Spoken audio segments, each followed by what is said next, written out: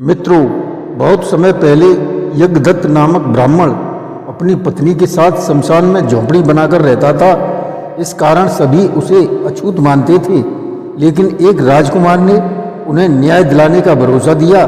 लेकिन राजा ने क्रोध में राजकुमार को ही निष्कासित कर दिया, तो वह आकर शमशान में ब्राह्मण दंपति के साथ रहने लगा।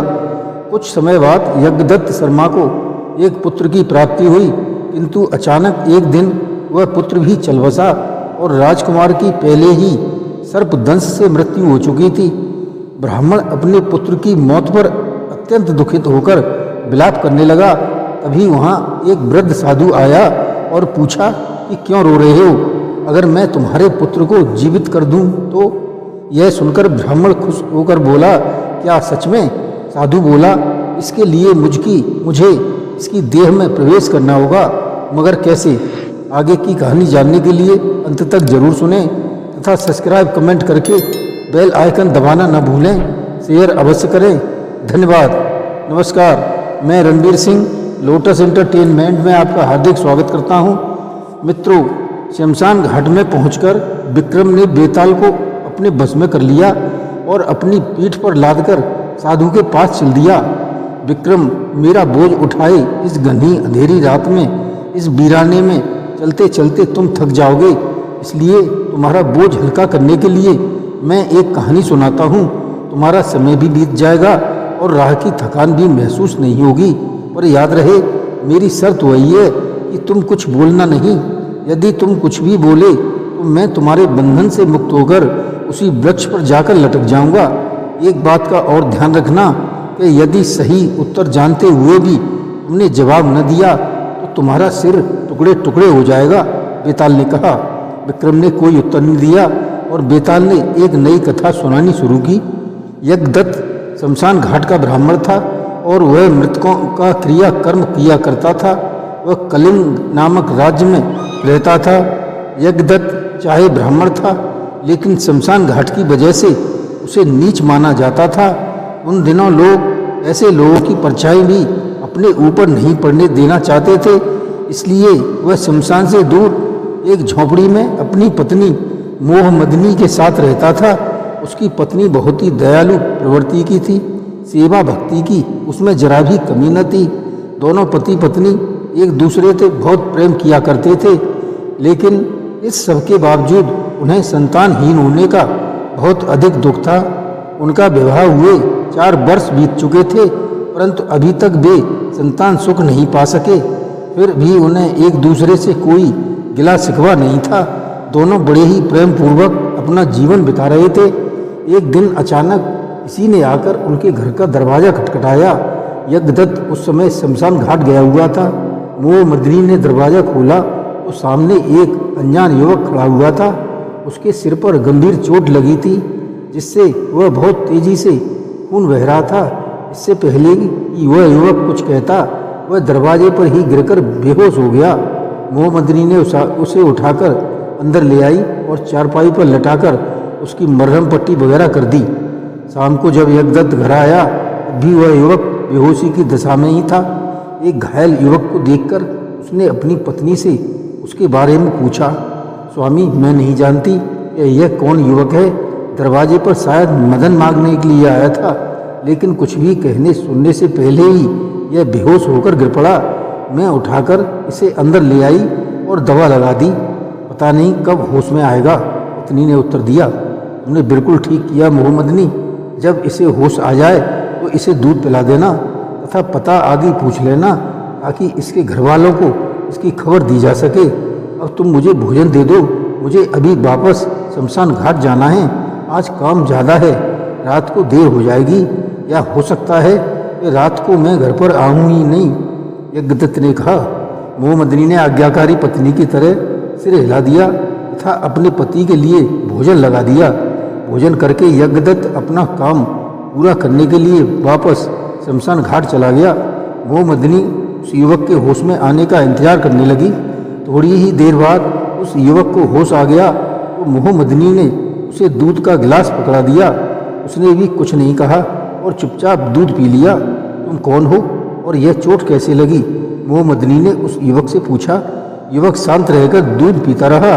कुछ तो बोलो, ताकि मैं तुम्हारे बारे में अपने पति को बता सकूं, तभी वह तुम्हारे घर वालों को खबर दे सकेंगे। मैं इसी नगर में रहता हूं और यहाँ के राजा वीरेंद्र प्रताप का पुत्र मनु प्रताप हूँ। शिकार खेलने निकला था, घोड़े से गिरकर चोट लग गई। मदद मांगने के लिए हमारे दरवाजे पर पहुंचा। उसके बाद क्या हुआ मुझे पता नहीं। आप इस नगर के राजकुमार हैं?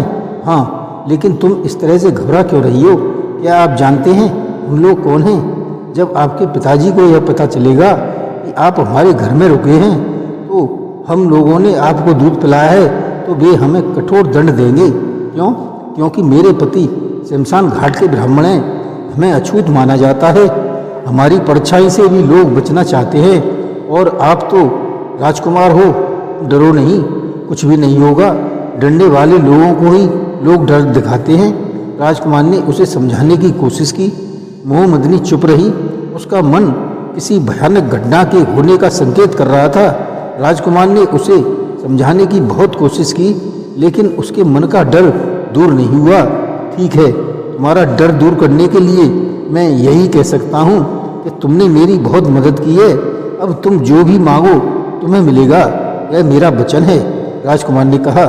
राजकुमार, हमें भी राज्य के काली माता के मंदिर में पूजा करने का अधिकार दे दिया जाए। मैं वहाँ पूजा करना चाहती हूँ, ताकि काली माँ के आशीर्वाद से मुझे संतान की प्राप्ति हो सके। राजकुमार सोच में पड़ गया।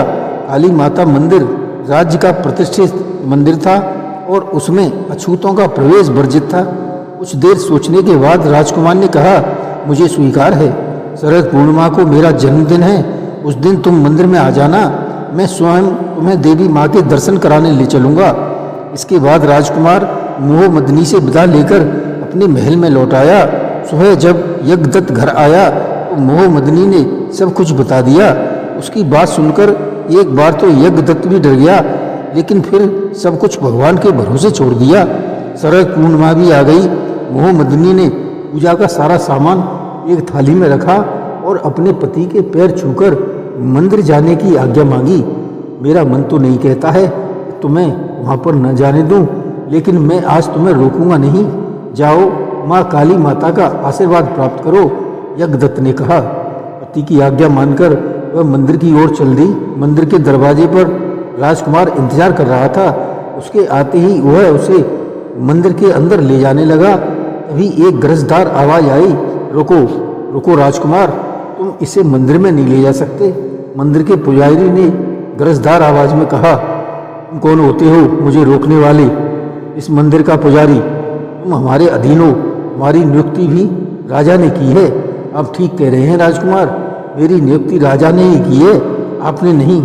मैं राजा के आदेश का पालन करूंगा, और राजा का आदेश यह है कि कोई भी अछूत इस मंदिर में न जाने पाए। पुजारी ने कहा, ठीक है, मैं पिताजी की आज्ञा लेकर आता हूँ। मोहम्मदनी को इंतजार करने को कहकर राजकुमार वापस राजमहल में आया और अपने पिता राजा वीरेंद्र प्रताप से जाकर उसने उनसे मोहम्मदनी के मंदिर में प्रवेश करने की आज्ञा मांगी, लेकिन राजा ने आज्ञा देने से इनकार कर दिया। बहुत देर तक पिता पुत्र के बीच इस बात को लेकर तर्क वितर्क होता रहा। अंततः बात बनते न देखकर राजकुमार वापस मंदिर की ओर चल दिया। राजा ने अपने कुछ सिपाही भी जरूरी निर्देश देकर राजकुमार के पीछे लगा दिए। राजकुमार वापस आकर बलपूर्वक मोहम्मदनी को मंदिर के अंदर ले जाने लगा। मंदिर के पुजारी ने इसका पुरजोर विरोध किया। राजकुमार पुजारी से भिड़ गया। तभी वहाँ पर राजा के सिपाही भी आ गए और उन्होंने राजकुमार को गिरफ्तार करके राजा के सामने पेश किया। मुझे इस तरह से क्यों पकड़ा गया है? राजकुमार ने पूछा। तुमने राजद्रोह का अपराध किया है, राजा ने कहा। मैंने ऐसा कुछ भी नहीं किया है। हमारी आज्ञा का पालन न करना भी राजद्रोही है। यदि आप ऐसा सोचते हैं तो मैं सजा भुगतने के लिए तैयार हूँ।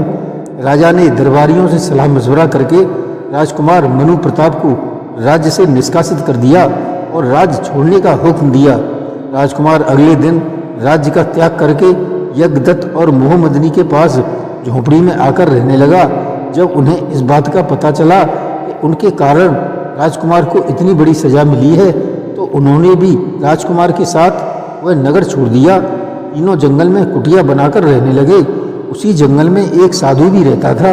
उस साधु को जब इस बात का पता चला कि वह दोनों निसंतान हैं, तो उसने उन दोनों के लिए साधना की। साधु के आशीर्वाद से उन्हें एक पुत्र की प्राप्ति हुई। दोनों पति पत्नी पुत्र को पाकर अत्यंत हर्षित हुए। समय गुजरता रहा, उनका पुत्र 10 वर्ष का हो गया। इसी बीच में निष्कासित राजकुमार मनु प्रताप की सांप के काटने की वजह से मृत्यु हो गई।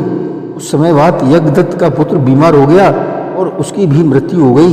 यज्ञदत्त और उसकी पत्नी मोहमदनी अपने इकलौते पुत्र की मृत्यु से एकदम टूट गए थे। उन्होंने बड़े दुखी मन से अपने पुत्र की चिता सजाई और अग्नि देने की तैयारी कर ही रहे थे कि अचानक एक वृद्ध साधु वहां आया और उसने यज्ञदत्त से पूछा, इसकी मृत्यु हो गई है। महात्मन, मेरा इकलौता पुत्र था, बड़ी पूजा पाठ और दुआओं के साथ पैदा हुआ था। आज काल ने उसे भी ग्रस लिया है। बड़े दुख की बात है। यदि तुम चाहो तो मैं तुम्हारे पुत्र को जीवित कर सकता हूँ। सच में? कैसे? पुत्र, मैं बहुत बूढ़ा हो गया हूँ, लेकिन मुझे अभी कई वर्षों तक जीवित रहना है। मैं अपनी वृद्ध देह को त्याग कर तुम्हारे पुत्र के शरीर में प्रवेश कर लूँगा। तुम्हारा पुत्र भी जीवित हो जाएगा और मुझे भी नया शरीर मिल जाएगा। मुझे स्वीकार है महात्मन। यज्ञदत्त की आज्ञा मिलने पर साधु ने कुछ एक मंत्र पढ़े और फिर जोर जोर से रोने लगा। फिर कुछ देर तक चुप रहने के बाद वह साधु बहुत हंसा और हंसते हंसते ही प्राण त्याग दिए। साधु के प्राण त्यागते ही चिता पर लेटा यज्ञदत्त का पुत्र जिंदा हो गया। पति पत्नी दोनों ही बड़ी हैरानी के साथ अपने पुत्र को देखने लगे। उन्होंने अपने पुत्र को सीने से लगा लिया और उस साधु के शरीर को चिता पर रखकर पूरे सम्मान के साथ उसका अंतिम संस्कार कर दिया और अपने पुत्र के साथ वापस घर पर लौट आए। विक्रम, तुम यह बताओ कि साधु अपने प्राण त्यागने से पहले रोया और फिर हंसा क्यों? बेताल, बहुत ही साधारण सी बात है। जिस देह के साथ इतने वर्षों तक रहा, उसे छोड़ने का उसे दुख हो रहा था, लेकिन वह रोया और एक नए शरीर को पाने की खुशी में वह हंसा। बिल्कुल ठीक कहा तुमने विक्रम। तुम वाकई एक न्यायप्रिय राजा हो, किंतु मेरी शर्त भूल गए। क्योंकि तुम बोल पड़े इसलिए मैं जा रहा हूँ। मेरे पीछे मत आना। जिस साधु के कहने पर तुम मुझे पकड़ने का प्रयास कर रहे हो, वह बहुत ही बड़ा ढोंगी है। उसके विचार अच्छे नहीं हैं। अभी भी समय है, संभल जाओ, वरना बहुत पछताओगे। कहते कहते बेताल विक्रम की पकड़ से आज़ाद होकर उड़ चला। विक्रम बड़ा काम आने वाला था। अपने वचन को पूरा करने के लिए विक्रम फिर उसका पीछा करने लगा। जय श्री कृष्ण।